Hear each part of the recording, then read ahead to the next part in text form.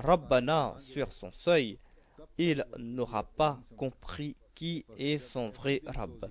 Lorsqu'il va implorer Dieu avec ardeur et détresse, lorsqu'il va accepter ses péchés et lorsqu'il va s'en repentir, c'est là qu'il va prononcer ces paroles Rabbana, c'est-à-dire ô notre Seigneur, tu es le vrai Seigneur. En raison de mes erreurs, je me suis écarté de toi. Maintenant, j'ai abandonné ces faux dieux et en toute sincérité, j'ai accepté ta Raboubiya et je me présente à ton seuil. Sans cela, il est impossible de faire Dieu son Rabb. Tant que l'on ne s'est pas débarrassé de ces faux rabbs et de leur importance, l'on ne pourra pas accepter le vrai Rabb et sa Raboubiya. Le Messie premier l'Islam déclare aussi que le mensonge est le Rabb de certains. Ils pensent que sans mentir, ils ne pourront pas survivre. D'autres ont fait du vol, du brigandage, de l'escroquerie leur Rabb. Ils pensent que sans ces moyens, ils n'auront pas de quoi subvenir à leurs besoins. Voilà donc leur Rabb à eux. Le voleur qui a tout son attirail à sa disposition et que l'obscurité de la nuit est en sa faveur et qu'il n'y a pas de gardien éveillé pour le voir. Dans de telles situations, il ne peut que commettre des vols. Pour lui, il n'y a pas d'autre méthode pour subvenir à ses besoins. Il considère ses armes comme son Rabb. Ceux qui placent confiance en leur complot n'ont pas besoin d'implorer Dieu. Ils dépendent de leur complot, de leurs moyens, et c'est pour cette raison qu'ils ne se tournent pas vers Dieu.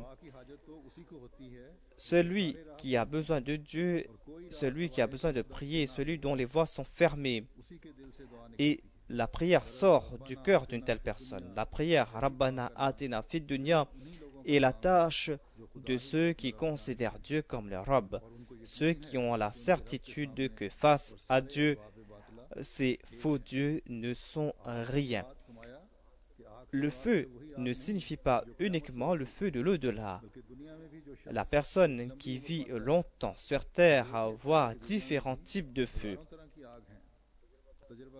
Ceux qui sont passés par ces expériences savent qu'il y a malheur, qu'il y a feu, qu'il y a peur, qu'il y a des crimes, qu'il y a de la famine, qu'il y a des maladies, qu'il y a des échecs, qu'il y a la peur de l'humiliation, qu'il y a des souffrances.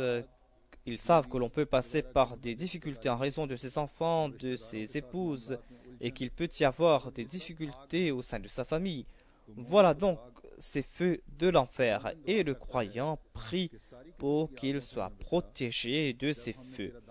Il déclare: nous sommes cramponnés à toi, notre Seigneur, alors protège-nous de ces malheurs qui créent de l'amertume dans notre vie. Protège-nous de ces feux. Ces paroles du Messie premier l'Islam contiennent plusieurs conseils importants. Il a commenté sur ce verset et il y a d'autres conseils qu'il nous a donnés. À travers ces paroles, on comprend que l'homme peut passer par des difficultés. Quel est le but de cette prière? On doit prier en ayant en tête ces paroles et ces conseils. Nous devons prier pour qu'Allah nous accorde le vrai bonheur ici-bas et dans l'au-delà, qu'il nous protège de ce feu d'ici-bas et de l'au-delà, qu'il nous aide à marcher sur les voies de la vertu et que la Jamaat soit protégée des malheurs cette année-ci et les autres années à l'avenir. Que les membres de la Jamaat soient protégés des malheurs aujourd'hui, cette année-ci et les années à l'avenir. Qu'Allah nous aide à marcher sur les voies de la taqwa et qu'il nous aide à profiter de la lumière qui a accompagné le saint prophète Mohammed Mustafa sallallahu alayhi wa sallam. Amin.